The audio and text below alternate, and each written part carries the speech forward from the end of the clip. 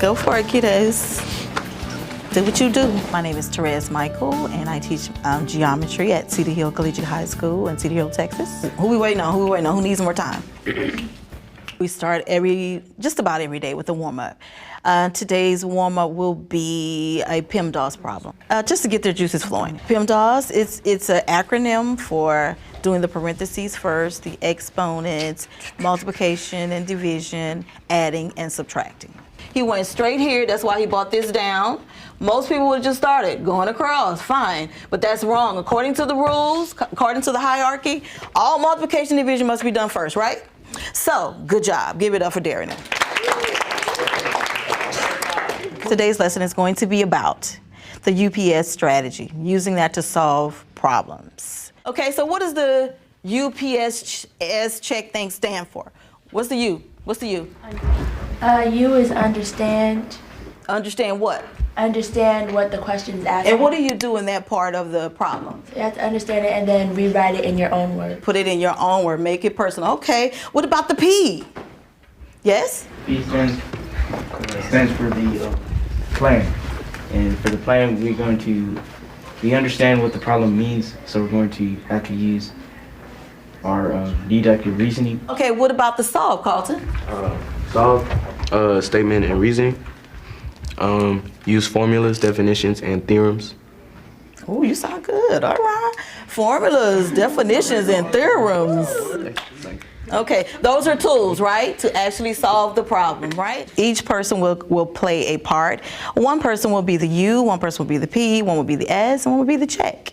So everybody is involved. So they will collaborate together on a particular problem, and they will use those steps to actually get to the answer.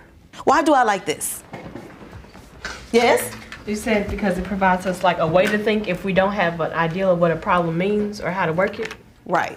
It gives you a thinking process. I believe that every student ought to have a thinking process. I don't want you fiddling on the paper or going through the calculator trying to figure out, that might be right. That's the answer on the paper. Wow, no. I need a logical process, and this helps me to ensure that you will think logically. One problem will be a trigonometry problem where they use the basic trig functions to actually find out indirectly how tall a tree is. To check our work, we would find the reference angle, so we would do that. One problem, they'll be given a circular piece, and they'll have to figure out a portion of the area. You do base times height divided by 2. Thank you. One problem where they'll have to do some deductive reasoning to go through four options to see which one is the valid option. Are you the solver?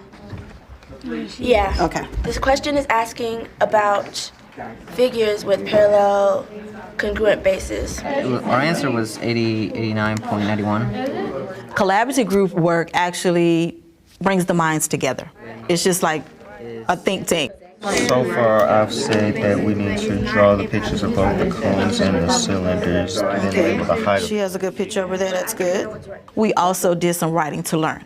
Not only did they have to write down exactly how they understood the problem, and they are going to have to write down the plan of action. I want a complete sentence. Complete sentences. We will need to make a right triangle to find the correct height. Okay, very good. You're on the right track. Good job.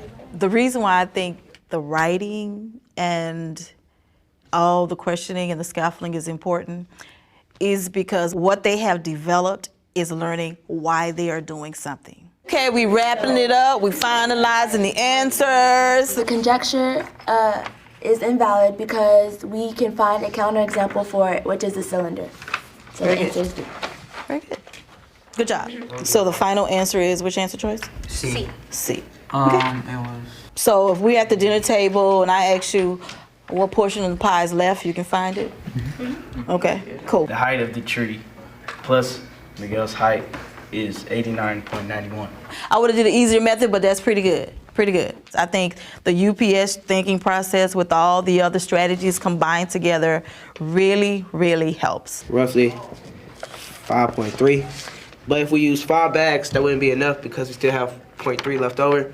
So the next closest answer was 6 bags. So So if your mother sent you to the store, wants you to plant a garden, and she says, okay, figure out what it's gonna take, so you know how to figure out how many bags you're gonna need. You go to the store, you did a great job here, because most people are gonna say 5 bags, they're gonna round that to 5. Well, what about the 0.3? That means you won't have enough material, right? So that means you got to step it up to the next level. You can't buy 0.3 of a bag, so you got to step it up to the next level. You have to buy 6 bags. I'm trying to teach them a thinking process. I believe that if you can think, you can work any problem. You can solve any problem. Okay, our babies have just demonstrated UPS check with the writing embedded using scaffolding and reasoning. Good job, guys.